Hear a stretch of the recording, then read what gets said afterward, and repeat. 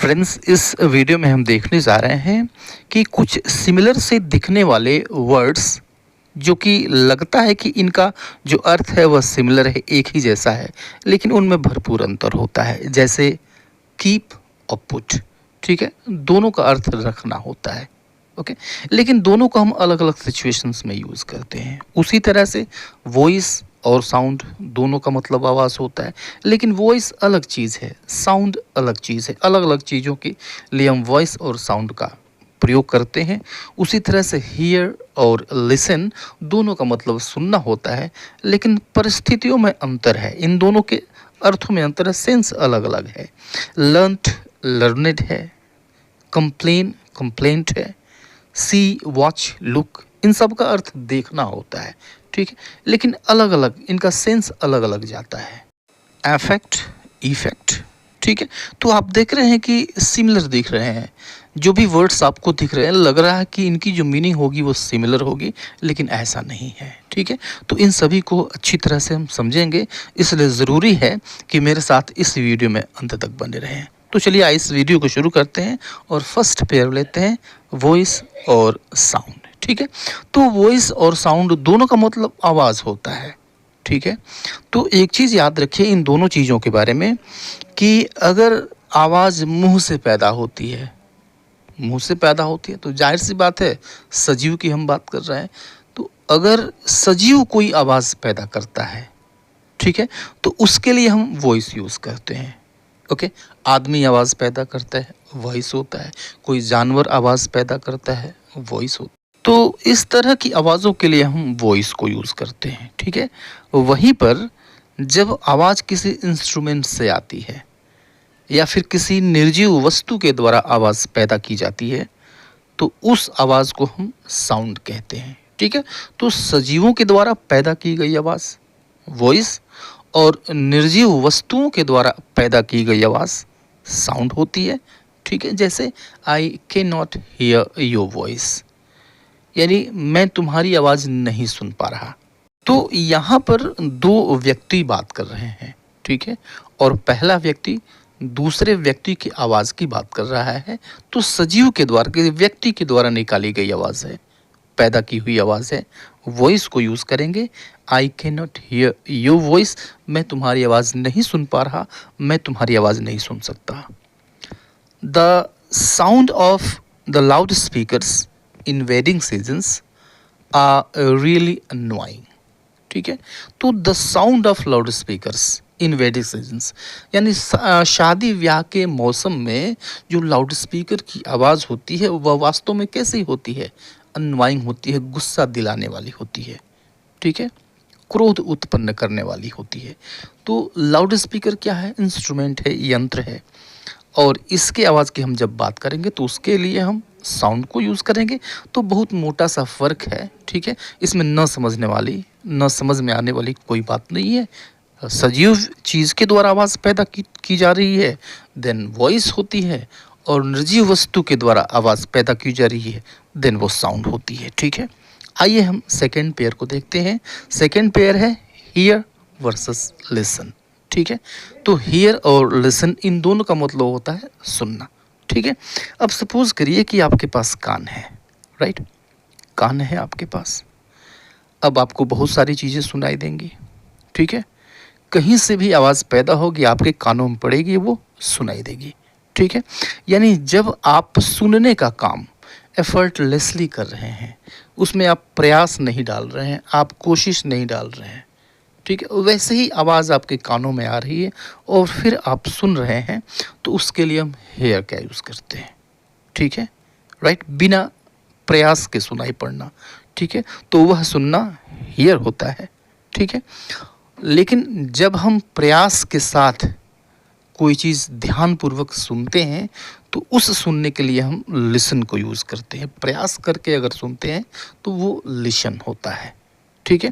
तो अब यहाँ पे एक चीज़ ध्यान में रखने वाली बात है कि जो हियर है यह इनवॉलंटरी एक्शन है, इनवॉलंटरी एक्शन, ठीक है। इनवॉलंटरी एक्शन यानी जो अपने आप होता है, उस पर हमारा नियंत्रण नहीं होता है। कान है तो फिर सुनाई देगा, राइट। तो यह जो इनवॉलंटरी एक्शंस हैं इनको प्रायः कंटिन्यूअस फॉर्म में नहीं लिखा जाता है। ठीक है, जैसे अगर हम ये कहना चाहते हैं कि मुझे ड्रम की आवाज़ सुनाई दे रही है, मुझे ड्रम की आवाज़ सुनाई दे रही है, तो I am hearing the sound of the drum, ये गलत है। I hear the sound of the drum. ठीक है, कंटिन्यूअस फॉर्म में नहीं होता है। ठीक है, तो बिना प्रयास के अगर सुनते हैं आप, वो हेयर होता है।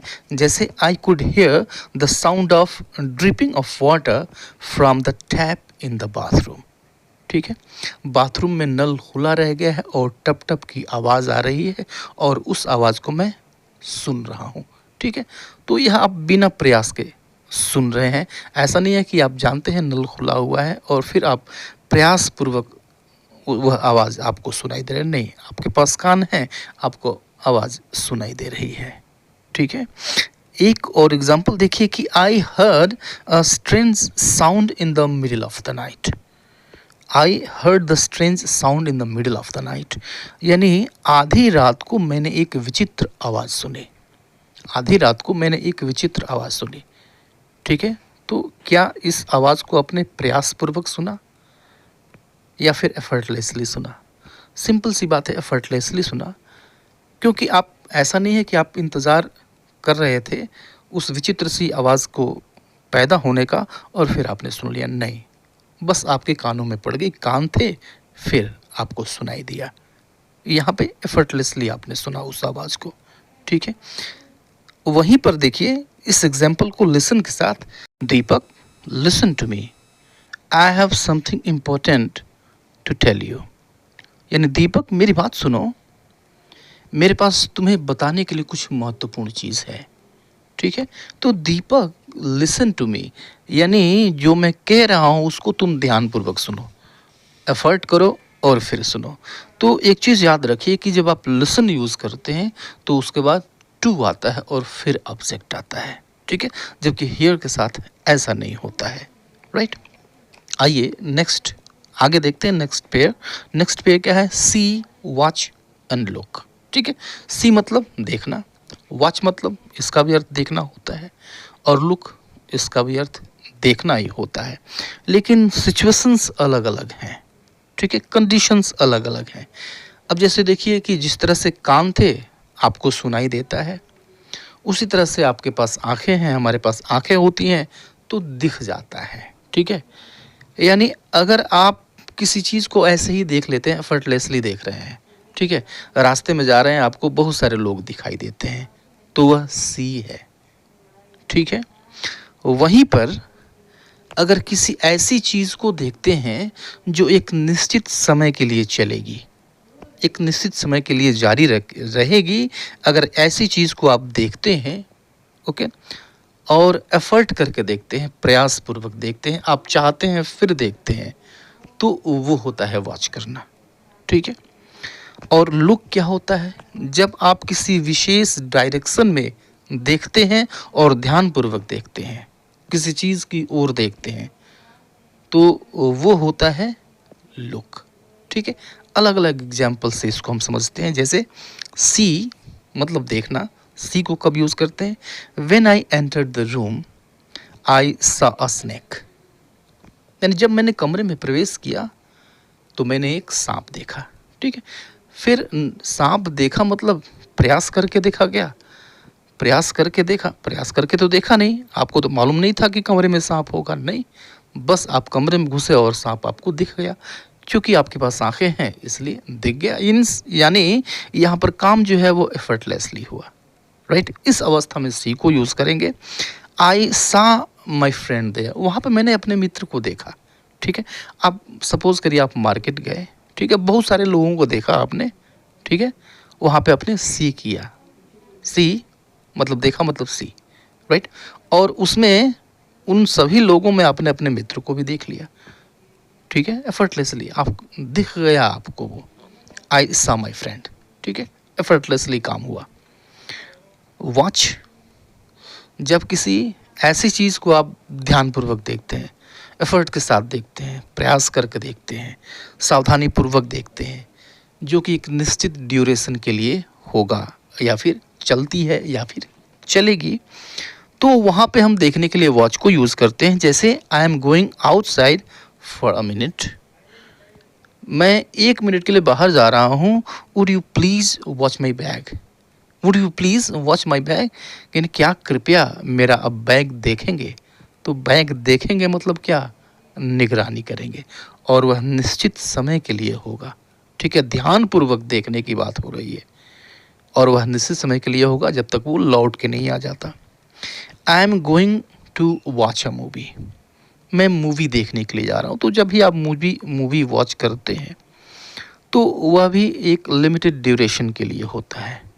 ठीक है, ध्यानपूर्वक उसको देखते हैं। I am going to watch a movie, ठीक है। लेकिन आपने देखा होगा I have seen this movie, या फिर I have not seen this movie, इस मूवी को मैंने देखा नहीं है। तो अब देखिए कि यहीं पर कहा गया कि I am going to watch a movie, और फिर यहाँ पर कह दिया कि I have not seen this movie, मैंने इस मूवी को देखा नहीं है, राइट। तो अब देखिए जो नेटिव स्पीकर्स हैं वो ऐसे ही बोलते हैं।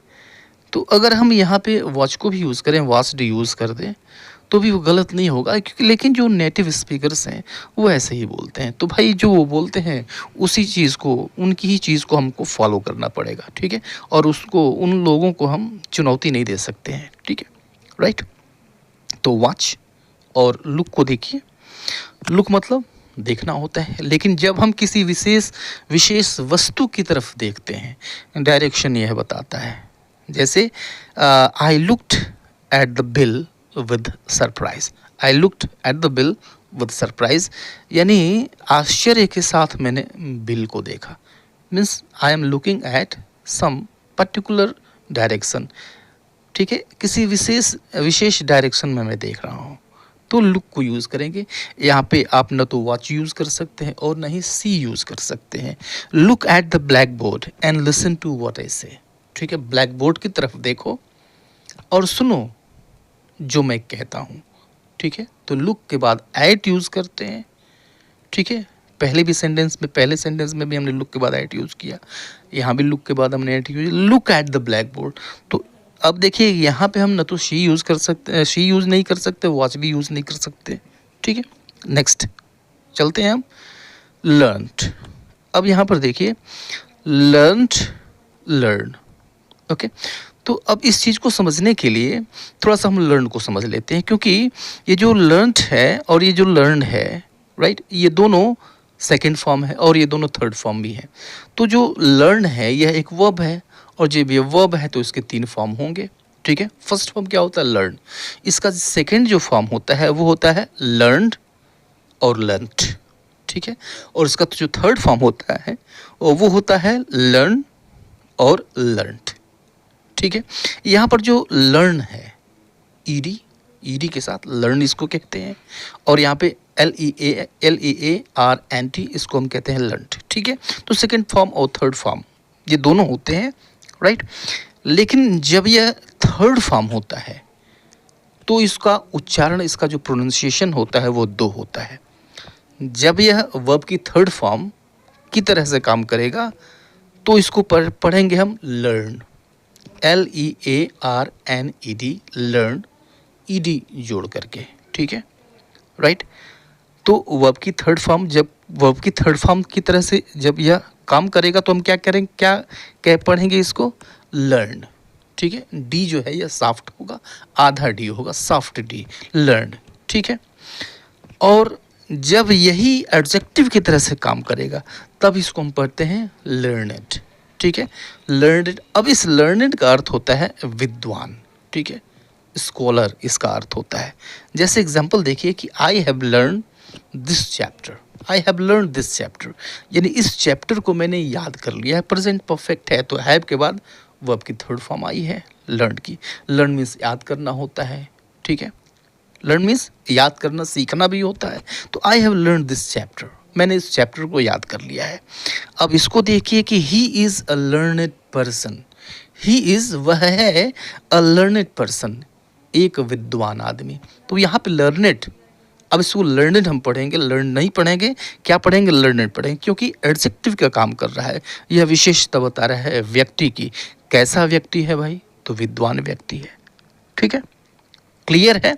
आइए देखते हैं कीप वर्सेस पुट, ठीक है। तो कीप और पुट इन दोनों का अर्थ होता है रखना, ठीक है? लेकिन इनके बीच जो लाइन ऑफ डिवीज़न है, लाइन ऑफ डिवीज़न बहुत ही वीक है, ठीक है? कभी-कभी कीप की जगह पुट और पुट की जगह कीप भी यूज़ कर लेते हैं, ठीक है? लेकिन कुछ कंडीशंस ऐसे होते हैं जब हम बिल्कुल नहीं यूज़ कर सकते, जैसे कि अगर मैं कहूँ कि ये राज़ अपने तक ही रखना, यह राज़ अपने तक ही रखना, तो आप क्या कहेंगे भाई? अपने तक ही रखना, अब यहाँ पे हम कीप को यूज़ कर सकते हैं, पुट को तो बिल्कुल नहीं यूज़ कर सकते। Keep it to you, keep it to you यानी इस चीज़ को अपने तक रखो। तो मैं ऐसी चीज़ नहीं कह रहा हूँ कि मैं किसी चीज़ की बात नहीं कर रहा हूँ जो फिजिकली एग्जिस्ट करती है, नहीं, ऐसी कोई चीज़ नहीं है जो आपने यहाँ से उठाकर वहाँ रख दिया, नहीं, ये नॉन फिजिकल चीज़ है, यहाँ सिर्फ और सिर्फ कीप आएगा, ठीक है? पुट को हम कब यूज़ करते हैं? जब आप किसी चीज़ को कहीं पर रखते हैं और साधारणतः जनरली कम समय के लिए, अगर अपेक्षाकृत ज़्यादा समय के लिए उस चीज़ को रखते हैं, स्टोर करने के लिहाज से रखते हैं, सुरक्षित रखने के लिहाज से रखते हैं, तो प्रायः वहाँ पे यूज़ होता है कीप, ठीक है? अदरवाइज़ हम पुट को यूज़ करते हैं अगर फिजिकली भी है तो, ठीक है? जैसे keep this medicine in cool and dry place, keep this medicine in cool and dry place यानी इस दवा को ठंडी और सूखी जगह पे रखें, शुष्क जगह पे रखें, ठीक है? तो यहाँ पे स्टोर करने की बात हो रही है, उसको सुरक्षित रखने की बात हो रही है, ठीक है? तो आपने दवाओं के पैकेट पर इंस्ट्रक्शन ये पढ़ा होगा, वहाँ पे कीप लिखा होता है, ठीक है? इस एग्जाम्पल को देखिए कि I put the pain on the table, मैंने पेन को टेबल पे रख दिया, सही चीज़ है।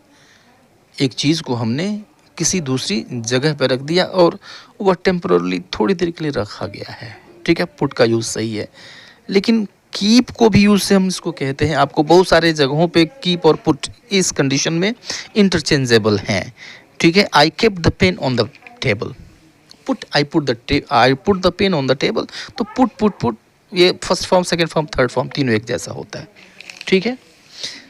इस एग्जाम्पल को देखिए कि yoga keeps us fit, yoga keeps us fit यानी योगा हमको फिट रखती है, तंदुरुस्त रखती है, ठीक है? तो अब यहाँ पे कीप की बजाय हम पुट को यूज़ नहीं कर सकते, क्योंकि हम किसी एक चीज़ को दूसरी जगह रखने की बात नहीं कर रहे हैं, हम योगा की बात कर रहे हैं, ठीक है? और यह नॉन फिजिकल चीज़ है, yoga keeps us fit, yoga हमको फिट रखती है। अगले पेयर की तरफ चलते हैं। अगला पेयर क्या है? कंप्लेन एंड कंप्लेंट, ठीक है? कंप्लेन है, वर्ब है ये, अब इसका अर्थ होता है शिकायत करना, तो वर्ब है तो वर्ब की तरह से यूज़ करेंगे। और ये क्या है? कंप्लेंट, ठीक है? कंप्लेंट ये नाउन है, इसका अर्थ होता है शिकायत, तो कंप्लेन को शिकायत करने के अर्थ में यूज़ करिए और कंप्लेंट को सिर्फ शिकायत के अर्थ में यूज़ करिए। जैसे I never complained against him, I never complained, मैंने कभी नहीं शिकायत की अगेंस्ट हिम, उसके खिलाफ, ठीक है? यहाँ पर कंप्लेंट शिकायत की सेकंड फॉर्म है, वर्ब का ही फॉर्म बदलता है। और इस सेंटेंस को देखिए कि आई registered a complaint against him, तो आई रजिस्टर्ड मैंने रजिस्टर किया, क्या रजिस्टर किया भाई? अ कंप्लेंट, एक शिकायत रजिस्टर किया, यह नाउन हो गया, ठीक है? अगेंस्ट हिम उसके खिलाफ, तो नाउन नाउन की तरह, वर्ब वर्ब की तरह। और वही कंडीशन अफेक्ट और इफ़ेक्ट के साथ है। अफेक्ट एक वर्ब है जिसका मतलब होता है प्रभावित करना, और इफ़ेक्ट यह एक नाउन है, इसका अर्थ होता है प्रभाव। एग्जाम्पल देखिए कि fast food affects our health badly, यानी फास्ट फूड हमारे स्वास्थ्य को बुरी तरह से अफेक्ट्स प्रभावित करता है। तो fast food affects, fast food प्रभावित करता है, आवर हेल्थ हमारे हेल्थ को बैडली बुरी तरह से, वर्ब की तरह से आई। और इफ़ेक्ट नाउन है, नाउन की तरह से यूज़ करिए। Fast food has a bad effect on our health, तो fast food has a bad effect यानी फास्ट फूड का बुरा प्रभाव पड़ता है, क्या पड़ता है, बुरा इफ़ेक्ट पड़ता है, बुरा प्रभाव पड़ता है ऑन आवर हेल्थ, हमारे स्वास्थ्य के ऊपर। ठीक है, वीडियो कैसा लगा ज़रूर बताइएगा। अब तक वीडियो को लाइक नहीं किया है तो उसको लाइक कर लें, चैनल सब्सक्राइब नहीं किया है तो सब्सक्राइब करते चलें। मिलता है नेक्स्ट वीडियो में, तब तक के लिए goodbye and take care.